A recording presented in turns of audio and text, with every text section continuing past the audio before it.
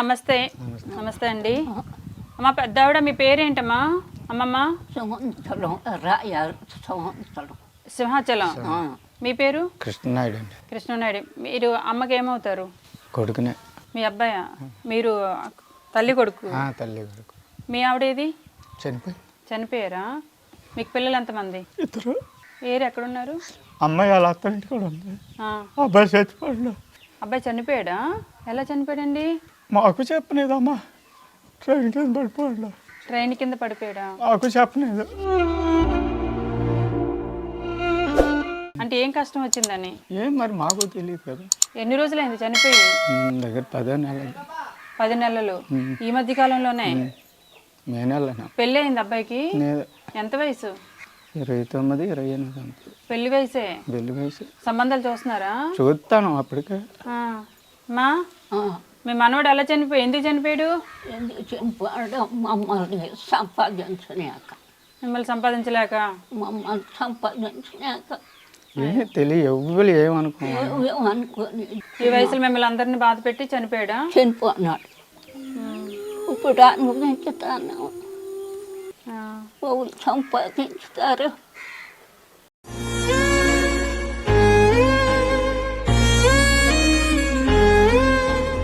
30 సంవత్సరాల అబ్బాయి అంటే పెద్దోడే. చిన్నపిల్లడు కొన్ని 18 ఏళ్ళు 22 ఏళ్ళు అలా అనుకోవడానికి కూడా లేదు. అన్ని మంచోడు అమ్మా. అందరు పేరు తెచ్చుకోండు. రోడ్డుకి వెళ్ళి వస్తాను. నాతో అసలు మాట్లాడలేదు. ఆ రోజా? రేపు మొత్తం డ్యూటీ నుంచి వచ్చాడు. 2 రోజులు ఉన్నాడు. మామూలుగా మాట్లాడుకున్నాం అంతే తప్ప నాన్న నాకు ఏ కష్టం ఉంది ఆ కష్టం ఉంది అని చెప్పాడు కాదు. ఏ కష్టమైనా చెప్పలేదు. పనికి వెళ్ళి డబ్బులు తెచ్చి ఇల్లు కట్టాడంటే ఎంత మంచి కొడుకో. సింహాచలమ్మ మీ మనవడు మిమ్మల్ని బాగా చూసుకునేవాడు? చూసుకుంటాడు. అన్నీ బాగున్నాయి. పని చేసుకున్నాడు. ఆత్మహత్య చేసుకొని చనిపోయాడు ట్రైన్ కింద పడి. మరి మీకు మీ అమ్మమ్మకి వచ్చే ఫంక్షన్ తోనే మీరు బ్రతుకుతున్నారు. ఇంటికి ఒక ఫంక్షన్ ఇద్దరికి కూడా రాదు. చేతికి అందొచ్చిన కొడుకు చనిపోయాడు. ఉండడానికి ఇల్లు మాత్రం ఏర్పాటు చేశాడు కానీ సంతోషాన్ని ఇవ్వకని వెళ్ళిపోయాడు.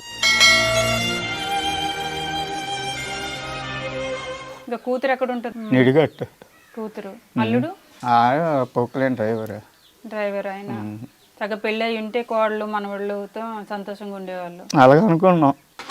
సో ఎదిగొచ్చిన కొడుకులు, చేతికి అందుకొచ్చిన కొడుకులు తల్లిదండ్రులకి, వృద్ధాప్యంలో ఉన్న ముసలి వాళ్ళకి ఆసరాగా ఉండాలి. కానీ ఏదైనా సమస్య ఉంటే పరిష్కారం చేసుకోవాలి. దానికి పరిష్కారం ఆత్మహత్య ఒకటే అనుకుంటే ఇంక వీళ్ళ పరిస్థితి ఏమవుతుంది?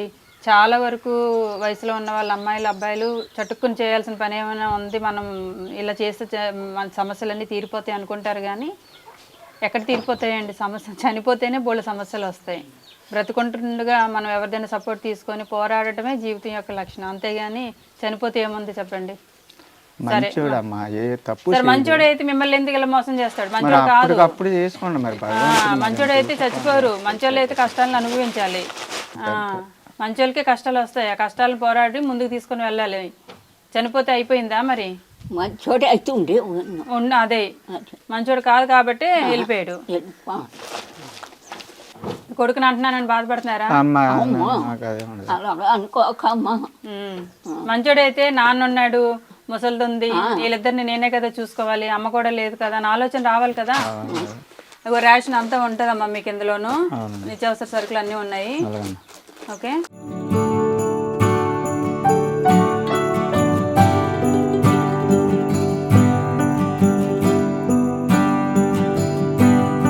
సరే నేనైతే ఇగో 25 కేజీలు బియ్యం, కిరాణా సామాన్లు, నిత్యావసర సరుకులు, బట్టలు ఇగో కొంచెం ఆర్థికంగా సాయం చేస్తున్నాను. ఇదిగో తీసుకో, నీకే ఇస్తున్నాను. 4,000 ఇచ్చాను. వెళ్ళరానా నేను?